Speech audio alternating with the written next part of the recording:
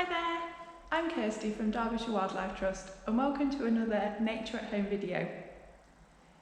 Today's element of the 5 ways to wellbeing that we're going to be looking at is being active, and our 5 pathways to nature connection is finding meaning.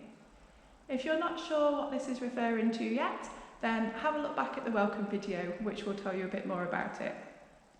However, you don't need to know the background of those to enjoy this video. You can just follow the instructions, see how you feel and join in with the activities that you like the sound of. Today we are going to be looking at how we can arrange a meet-up with nature. Just as we might book in time to meet up with a friend, we can also book in time to meet up with nature to make sure that we schedule in that valuable time. Just as with spending time with a friend, the more we spend time with them, the closer we feel. The exact same thing happens with nature. And this effect can be particularly amplified if we choose a special place that we can visit time and again. We might be able to visit in different weathers, different times of the day, and even in different seasons, and watch as that particular piece of nature changes over the time, and then we can join in its story and feel even more connected to it. As we visit the nature, we can keep asking questions and develop our sense of curiosity. Maybe we want to start learning the names of things that we see, just as we might learn the names of a stranger when they become a friend. Sometimes this might lead into further learning, and therefore we might touch on one of the other 5 ways to well-being: keep learning. Sometimes the thought of learning might seem a little bit daunting, but we can just be playful with it, and if any questions come to mind that we want to find the answers out to, we can do, just in a fun, playful way, and that way learning can be very enjoyable. I personally like to think of this activity as making new friends. If I meet a plant that I've not met before, I enjoy learning its name, getting to know how to recognise it, getting to know the habitat that it lives in, so getting to know its home, and then I feel more familiar with where I might be able to visit again in the future.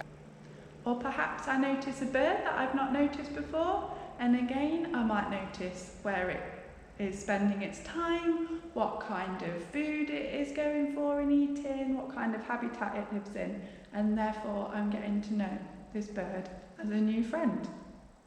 Sometimes it might be a special place that you happen upon, and if that's the case, we can think about all the other people and even the creatures or flowers, all different kind of life that share that special place, and perhaps thinking that we're all connected, we're all travelling through, and you're becoming a part of that place's story as well. For this particular activity today, you might want to go outside, but if you're not able to, or you're not feeling like going outside today, I will also show you some ways that you can make a date with nature within your own home.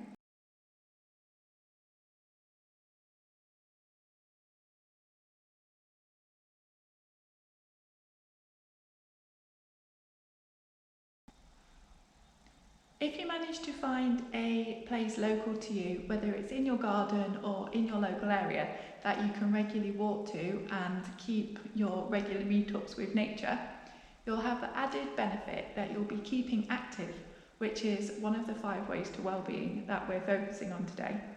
By keeping that regular appointment with that nature, you'll also be building your relationship with it, and that is where we start to find meaning.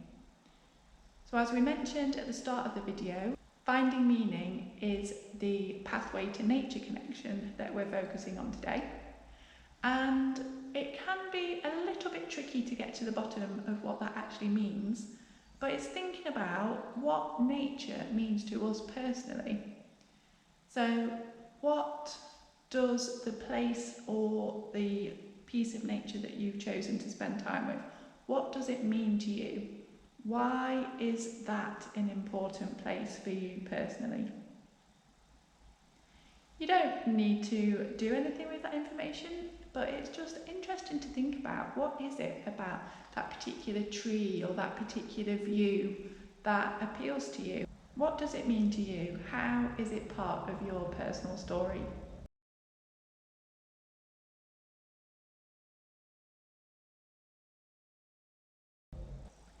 Whether you're going outside or staying in your home, the elements of the activity are all the same, so you're going to do the same steps no matter where the activity is going to take place. First of all, we need to pencil in a date and a time. Just as you might pencil in a time to meet with a friend, we can actually book in that time that we're going to spend with nature, and that will hopefully help us be more likely to keep that appointment and set aside that time for ourselves to go out into nature. And it's also really nice to be able to look forward to that time. Whether you've got a busy week or a slower week, you can keep planning, maybe check the weather forecast, see what the weather's going to be like for your meeting, and just really prepare and look forward to this lovely time that you've got ahead. Once you've set aside a time and maybe written it down on a calendar or in your phone, the next thing to do is decide who or what you are going to meet. It might be a particular place that you're going to visit, it might be a type of bird that you want to meet, maybe a flower, maybe a special tree. It could be anything natural that you feel drawn to want to spend more time with.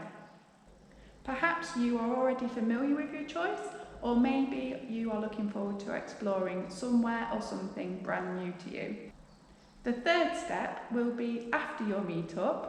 It's an optional step, but if you enjoyed your time, you might want to create a little memory reminder of your meetup.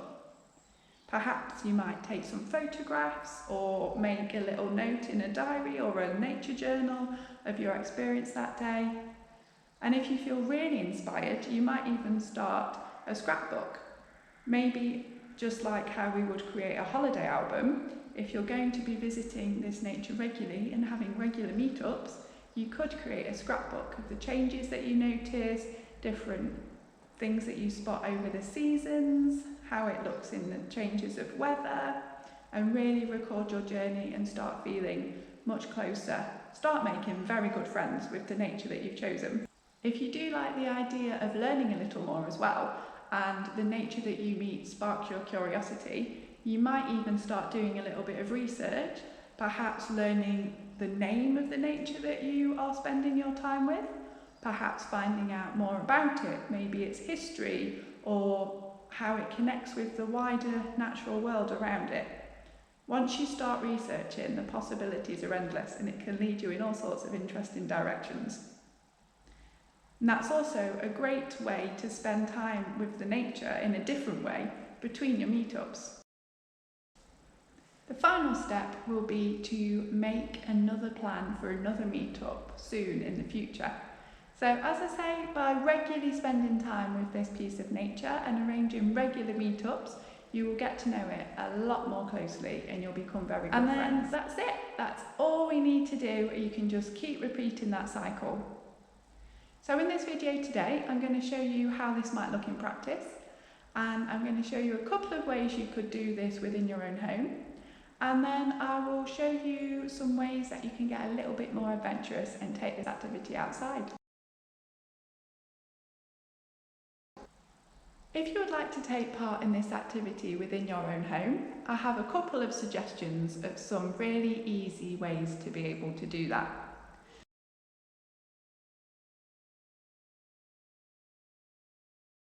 The first one is to share a good book with nature. I'm going to show you how to do this with different kinds of books. So I have a few behind me today. One of the most obvious types of books that you might look for to spend some time with nature and make a date is an ID book. So something that might help you with identification. There's a lot of different kinds. Some will have photographs in, some have illustrations in, and you can use your personal preference of which you prefer. I have this one here today, which is Trees and Shrubs of Britain. And I really enjoy this book because it has these beautiful illustrations. And sometimes, like on this page, it will also show you what kind of wildlife you might expect to visit. It sometimes tells you a bit about the folklore of the tree. So if I was going to use this book to make a date with nature, I might choose which tree I wanted to meet up with. Let's have a little look. I might choose... Ooh, if I choose a magnolia, I'm seeing lots of lovely magnolia flowers at the moment. So I could spend some time, first of all, looking through this page of this book at the magnolia, learning a bit more about it, what to look for, and then once I have finished my initial meeting by reading this page, I could then maybe go on to research more either books particularly on magnolias or have a look on web pages. And once I have learnt to recognise this in this book, what I do tend to notice is as I spend time out and about, because I've been focusing on this, I will now see and spot magnolia trees in people's front gardens, and in different areas. Because they're in my mind, I'll be noticing them everywhere. So that's quite nice. I'll get to meet lots of new magnolia friends. That's how we could use an ID book. We also have art books. So often nature inspires creativity. So it might be a book of poetry, a book of artworks, a book of artistic photography. And we could just look through a book like this. So I have a book about William Morris here and lots of beautiful botanically inspired artwork. So we could look through this, decide which design we were going to make a date with. And in a book like this, it might be that there's some information about the artwork, so I could learn what inspired it, what nature, like whether it's a flower or a tree that the artwork's based on. It might then lead me into researching that. Or I might simply just enjoy spending time noticing the colours and the patterns and thinking about how the artwork was created and really directly connecting with the nature-inspired artwork that way. As with all of our activities, there's no right or wrong way to experience this. It's just about setting aside that time to really engage with whatever you're focusing on and helping nature to inspire you and help you feel good in whatever way suits you best. So that's how it might work with some artwork.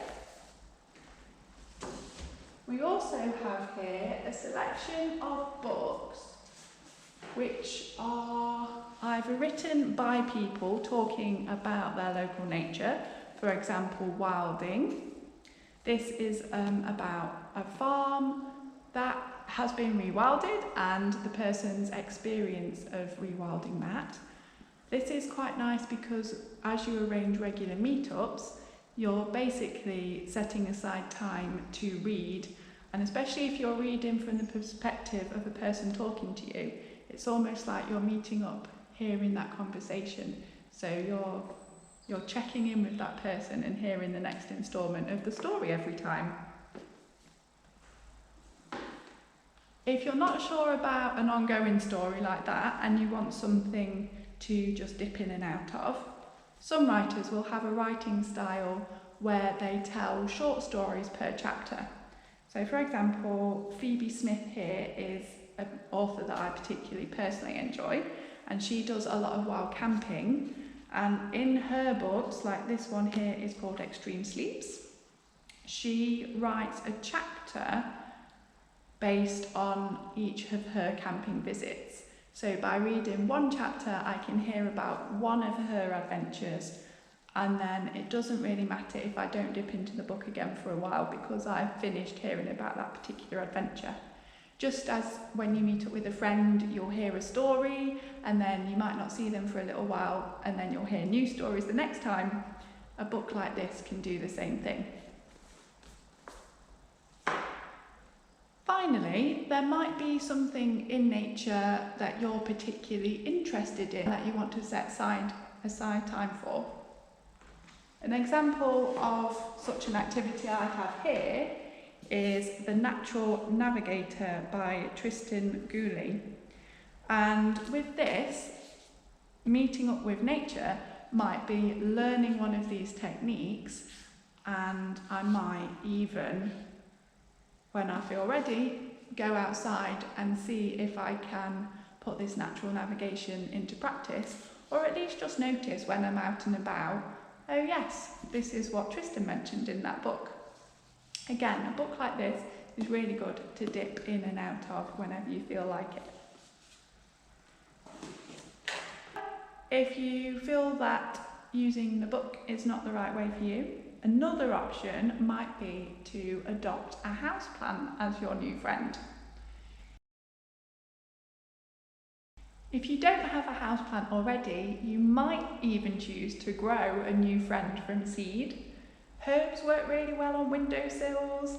It's really cheap to get the seed, and that's quite exciting because you can see it grow right from the beginning, right through to maturity. You might have a houseplant already, or you might be able to get hold of one. Today I have this lovely aloe vera plant with me, and I love an aloe vera plant because they're really easy to look after and they're also quite useful plants. In order to make a date with a houseplant, it's a really great idea to set aside some time to do a little bit of houseplant care. During your meet up with one of your houseplants, you might spend a little bit of quiet time caring for your plant. So you can check whether it needs some water, which this aloe does actually. If you pop your finger just gently on the soil, if any soil sticks to your finger, then it's got enough water. So my finger's coming out dry right now, so it needs a little bit of water. You can also quite easily overwater houseplants, so you just want to really check the texture, and if it feels soggy and wet to the touch, there's too much water in there and it needs to drain off. It just wants to be a little bit moist with just a few little bits sticking to your fingertips. So I'll water this one right just now. Just going to put the tray under it to catch any excess water that might come out of the bottom.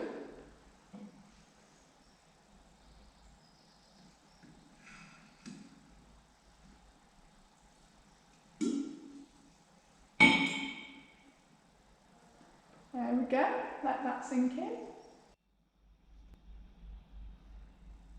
Now that the water has soaked into the aloe vera a little, you can see that if I now dip my finger in, it's still feeling a little bit dry, so I'll give it a little bit more, but you can see it's getting a little bit of compost stuck to it now.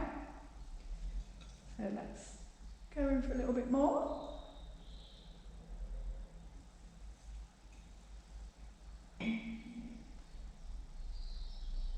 That's feeling much better.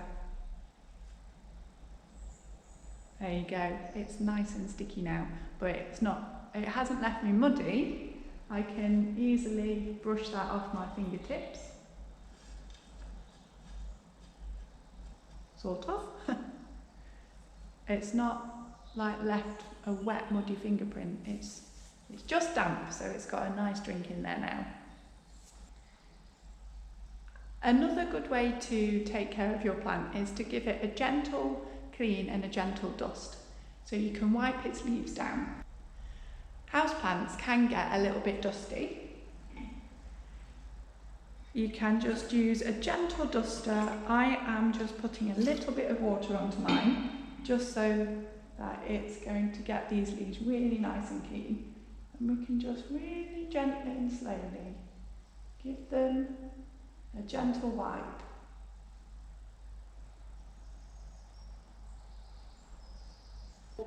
And don't forget that houseplants also make really good listeners. So you can have a chat away to your plant as you're taking care of it. It'll listen to everything that's on your mind.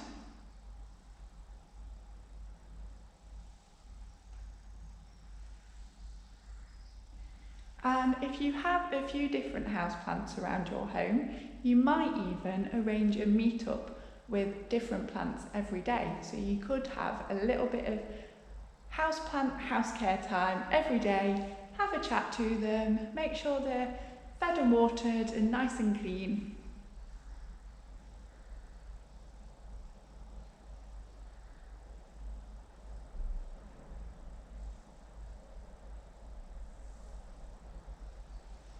You might even name your houseplants.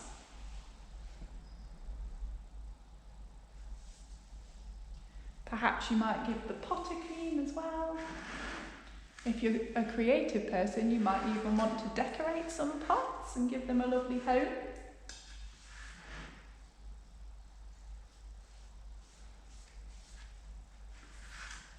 And that will be a really great way to arrange your meetup with nature in your own house.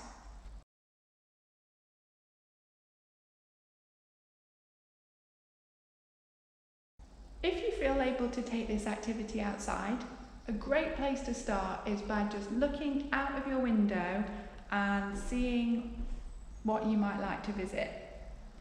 It might be a flower in your own garden, or maybe a front garden of a neighbour.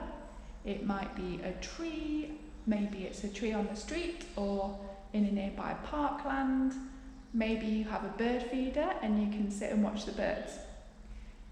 It's just a case of, again, choosing what you want to meet or who you want to meet and booking out the time to go and visit it. For example, if you have a bird feeder in the garden, you might make a date to go and make sure the feeder is full, so you're feeding those birds, put a little bit of water out for them, and then just sit and watch them and spend some time with them. Perhaps you have a special place that you quite like visiting regularly. For me personally, I live quite close to a park and there's a particular ash tree that I like to go and visit. And as I regularly go in different seasons, I watch it change over time, and at the moment I've been really lucky enough to just go and visit at the right time to see it get its little tree flowers for springtime. So that's been really special. If you manage to find a special spot either in your own garden or maybe a short walk away, and you can arrange to go and meet up with it regularly, you also get the added benefit of keeping active, which is, as I say, one of the 5 ways to well-being that we're thinking about today. So it makes you feel great on many different levels. If you would like to go a little further afield or explore a new place and go on a bit of an adventure, you can use different styles of maps to find new places that you might not have been familiar with previously.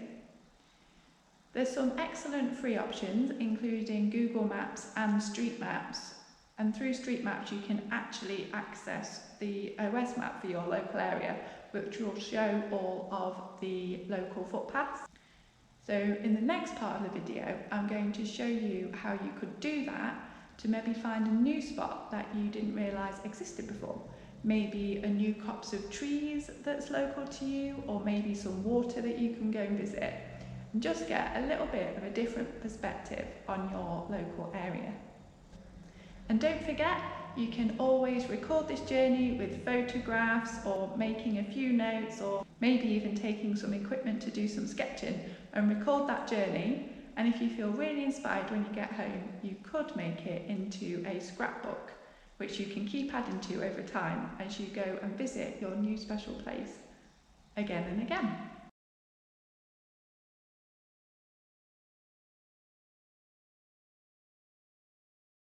I'm going to be planning a short walk out from the Whistle Stop Centre today, and I'm going to show you using Street Maps and Google Maps how I would go about this. So to start with, this is Street Maps, and as I mentioned before, you can actually access the OS map through this. So that's the Ordnance Survey map. And the green dotted lines on this map are all the public footpaths that you're able to access. So using the zoom controls at the side, you can zoom in and out to get different views. So as you zoom out, it will actually take you to the road atlas. And then you can zoom in to the level of footpaths. And near the P sign here, you can see the station. So that is close to where the Whistle Stop Centre is based. And I have heard that down the river, there is a lovely viewpoint looking across to a little waterfall. So that is where I am planning on going today. Now, different maps will be more appropriate for different routes. So it can be useful to have a look at a couple of different types of maps, depending on where you're planning on going, and you can decide which works best for you. So although I can see some of the public access footpaths on Street Map, for this particular walk, I feel that Google Maps shows the way a little bit better. So switching to Google Maps, you can see the same area here. So again, we've got the Matlock Bath train station at the top, and I have currently got this on a satellite view, so I'm able to see the river. But when you start on Google, it might look more like this. And then you can just choose the layers option in the bottom left-hand corner to put the satellite on if you want to. And that is a really good way. You can have a scout around your area, have a look to see if there's any woodlands or any interesting points that appeal to you. There might be some little ponds with some footpaths near it. So you could even use both Google Maps and Street Map together. You could look for an interesting point, such as a body of water on Google Maps, and then you could find the same point back on Street Maps and have a look to see if there is a public footpath in that area that you could use to explore. So back to this little trip.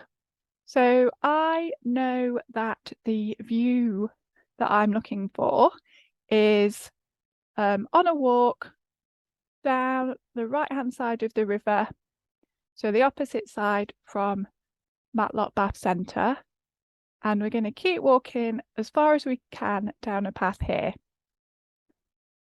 Now, the good thing about Google Maps is, again, you can zoom in and out, so you can zoom and have a look at all the detail. But depending which path you're following, you can also click the little orange person down on the bottom right. And if you hold the mouse as you click, you can actually drag the little person.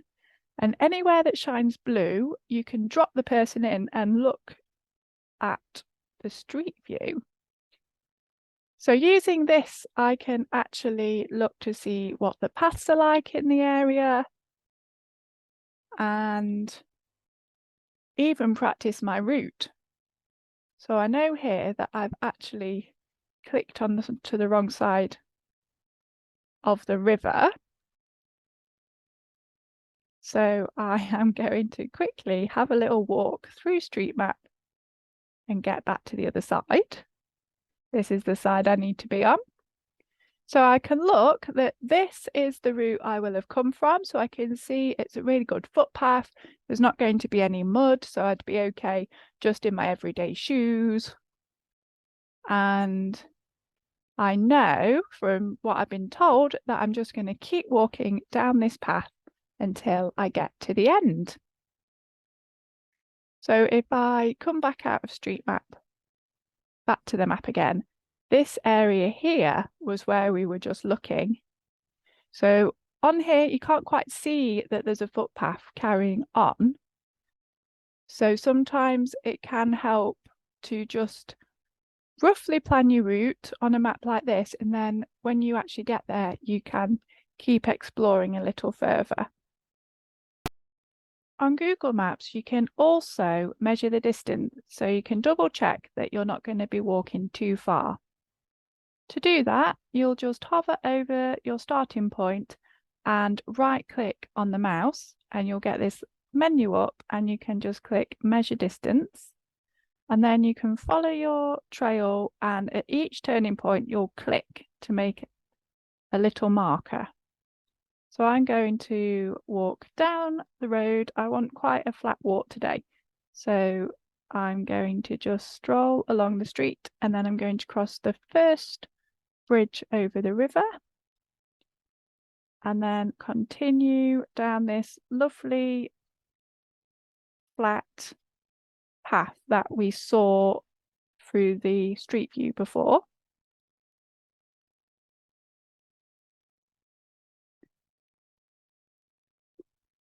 And if there's anything that you come across when you're plotting your route like this, like any of these places that you want to click on, you can do, and that might help you to explore a little bit more as well. So there we go. I think the viewpoint is about here. So you can see, measuring along that footpath, it's 921 meters, so almost a kilometer. So walking to this viewpoint and back will be a 2-kilometer route for me. So that sounds nice for a lunchtime stroll. So that will be perfect. And that's it. That is how I would use a Google Maps and a street map to plan my little walk. So I'm going to go and do that now, and I'll take some photos as I go, make a little scrapbook and show it to you when I'm back again. So I'll see you in a bit.